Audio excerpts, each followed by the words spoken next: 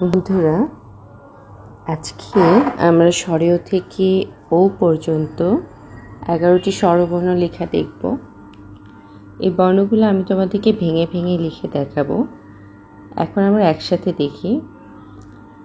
স্বরবর্ণগুলো অথবা ব্যঞ্জন বর্ণ যখন আমরা লেখা শিখব, প্রথম থেকেই আমরা চেষ্টা করব সঠিক নিয়মে লেখাগুলো শেখার।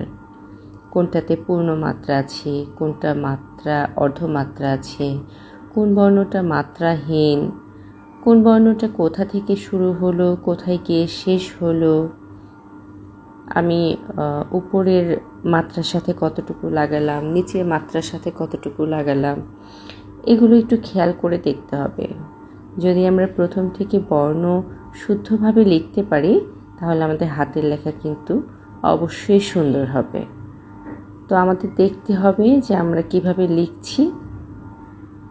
প্রথমে দেখে তারপর নিজেদেরকে ঠিক এরকমভাবে প্র্যাকটিস করতে হবে। ঠিক আছে? তো আমরা কি লিখেছি? স্বরেয়, স্বরেয়া, রস্বই, দীর্ঘই, রস্বৌ, দীর্ঘৌ, রে, এ, ওই, ও, ও। দেখো, স্বরেয়, স্বরেয়া, রস্বই, দীর্ঘই, রস্ব, দীর্ঘ, এই প্রত্যেকটা বর্ণ কিন্তু পূর্ণমাত্রার।